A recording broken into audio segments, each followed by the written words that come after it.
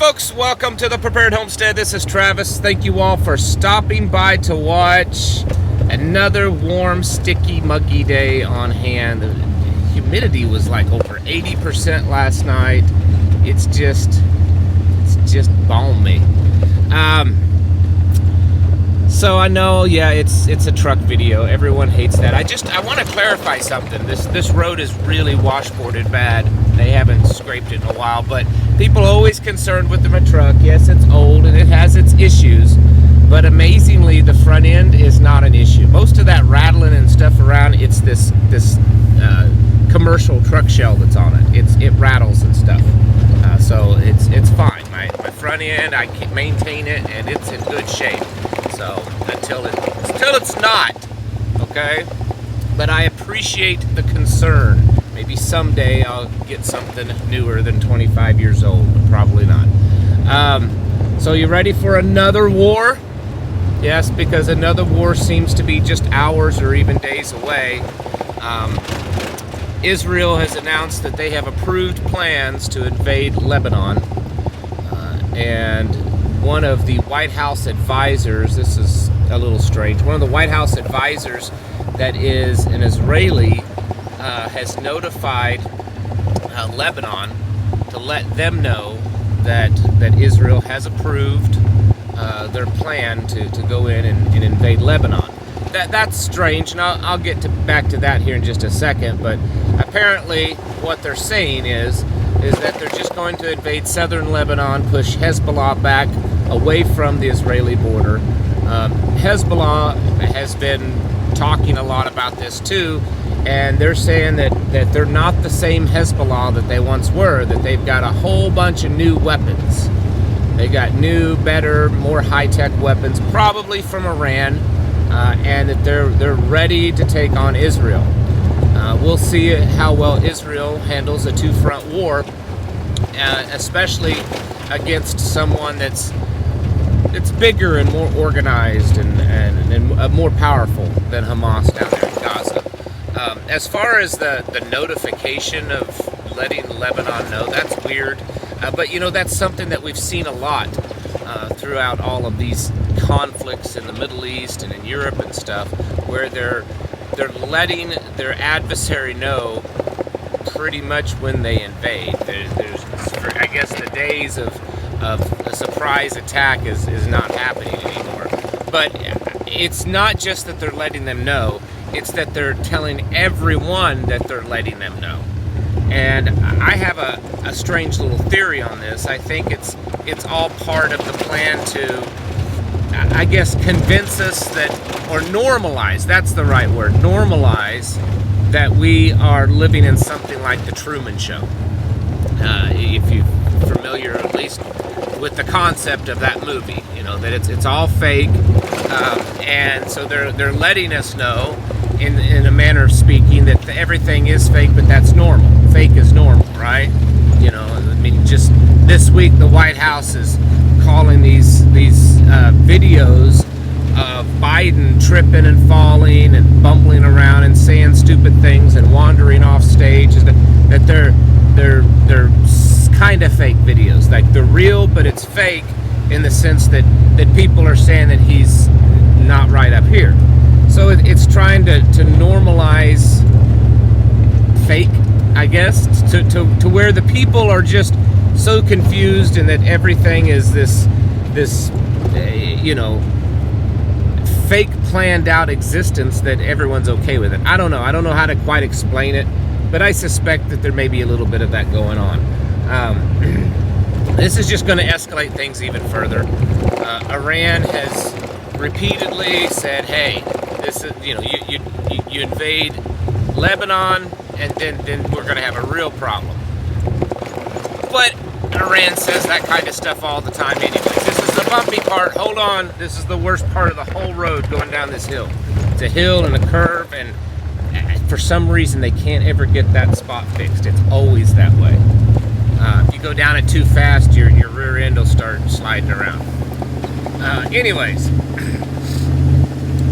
we're just in a constant global chaos, turmoil state, and a lot of us think that this is part of that end time prophecy that there's going to be wars and rumors of wars.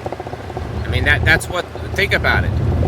What area of this world is not under some type of suspicion, or hasn't been under a suspicion or possibility of war over the last couple of years? I mean, there's been talks of countries in South America potentially going to war with each other. Other places in Europe, not just Ukraine,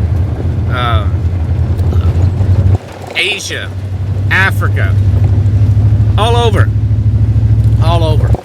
And I think that's another sign of the times. I can't remember or think of a time in human history when there were so many wars and very real possibilities of wars.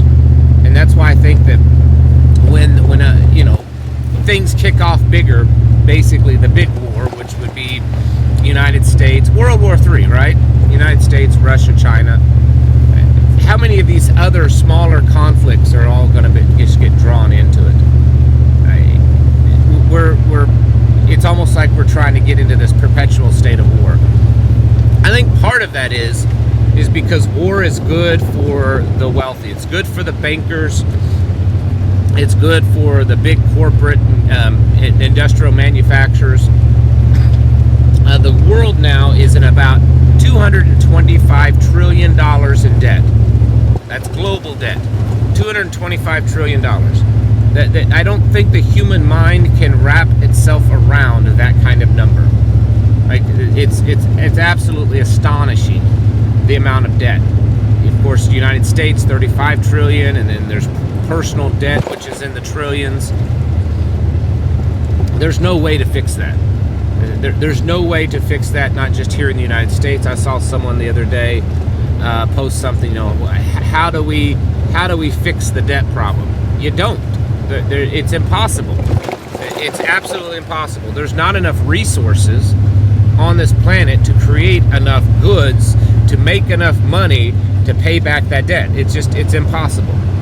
There's no way. And then when you look at global debt, there's no way. And so, we go to war, we make more money, we cause more problems to create more, stuffed goods that we can basically steal more money from the people just before everything falls apart. And I think that's what I think the world realizes that, at least most of the world. They realize that everything's falling apart. That's what this whole New World Order thing is.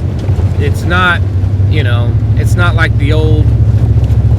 There's always been world orders, okay? There's always been world orders. And what that basically means is whatever empire is kind of running the world, the most influence on the world, the Romans, the Dutch, the British, the Spaniards, the United States for the last, 60, 70 years. Whoever has the most powerful influence over the world is considered the head of the world order. But this new world order is different.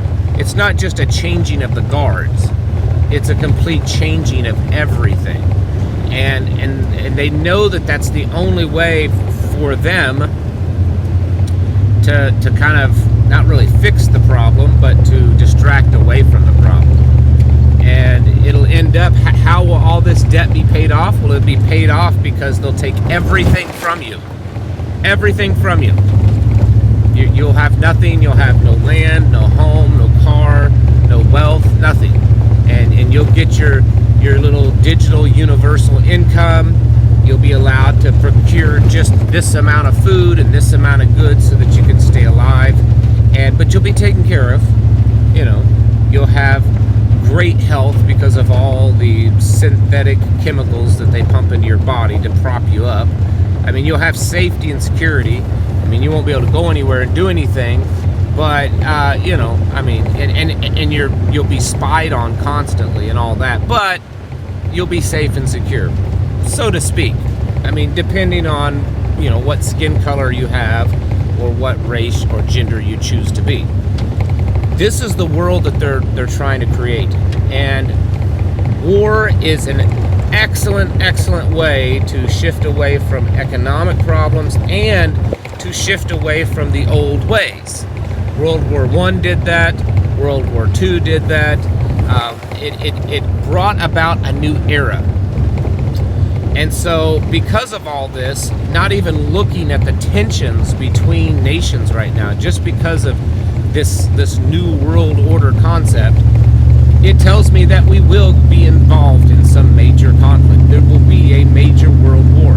I cannot see any other way of fully implementing their ghastly evil plan than to have a big world war, because it would be wonderful for them to be able to say, oh yes, everything's in chaos and turmoil.